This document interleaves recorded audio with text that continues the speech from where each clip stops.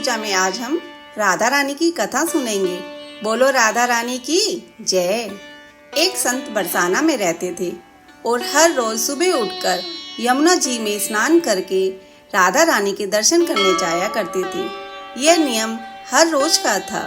जब तक राधा रानी के दर्शन नहीं कर लेते थे तब तक जल भी ग्रहण नहीं करते थे।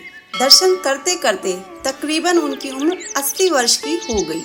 एक रोज की तरह उठे और यमुना में स्नान किया और राधा रानी के दर्शन को चले गए। मंदिर के पट खुले और राधा रानी के दर्शन करने लगे। दर्शन करते करते संत के मन में भाव आया कि मुझे राधा रानी के दर्शन करते करते आज 80 वर्ष हो गए, लेकिन मैंने आज तक राधा रानी को कोई भी वस्त्र नहीं चढ़ाया।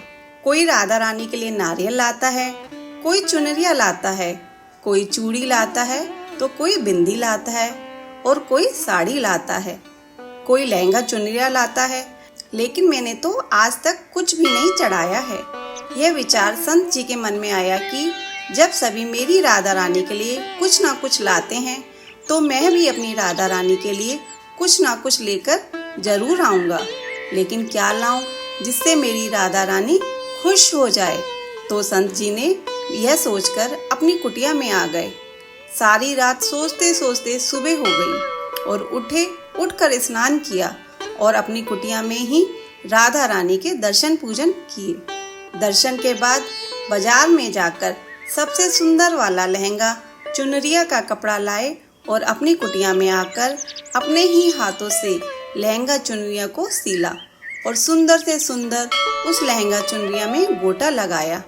जब पूरी तरह से लहंगा चुनरिया को तैयार कर लिया तो मन में सोचा कि इस लहंगा चुनरिया को अपनी राधा रानी को पहनाऊंगा तो बहुत ही सुंदर मेरी राधा रानी लगेगी।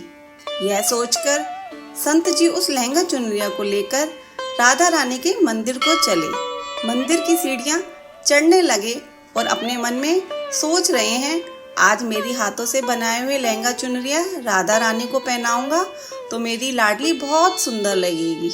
इतने में एक बरसाना की लड़की आई और बाबा से कहती है, बाबा आज बहुत ही खुश हो, क्या बात है बाबा बताओ ना। तो बाबा ने कहा कि लाली आज मैं बहुत खुश हूँ।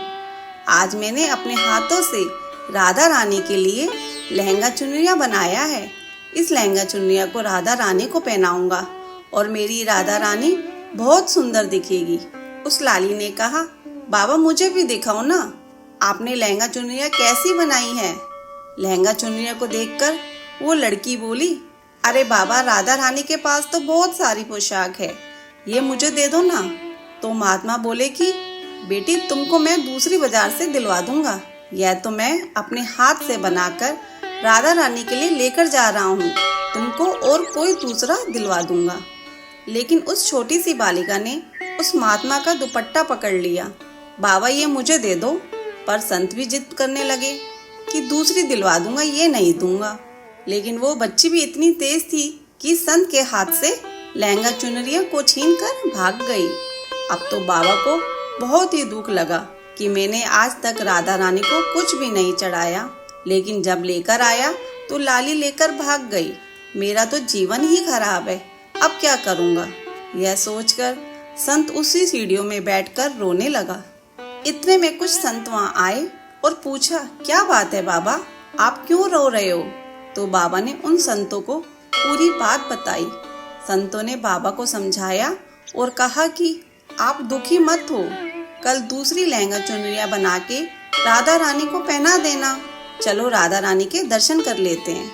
इस प्रकार संतों ने बाबा को समझाया और राधा रानी के दर्शन को लेकर चले गए। रोना तो बंद हुआ, लेकिन मन खराब था क्योंकि कामना पूरी नहीं हुई।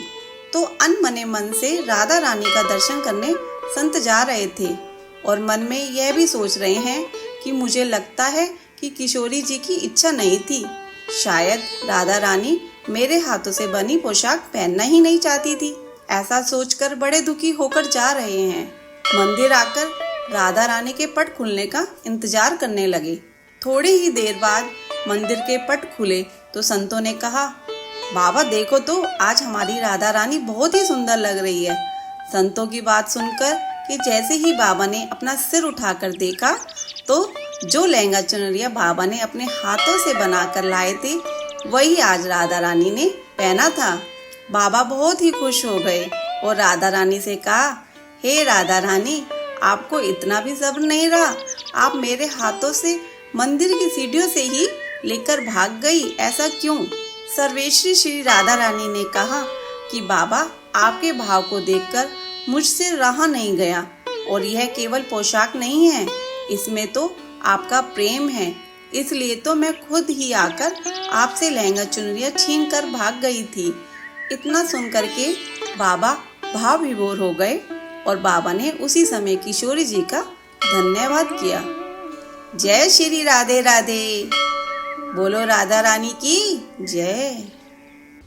ऐसी कथा और कहानियों के लिए हमारे चैनल को सब्सक्राइब करें। धन्यवाद।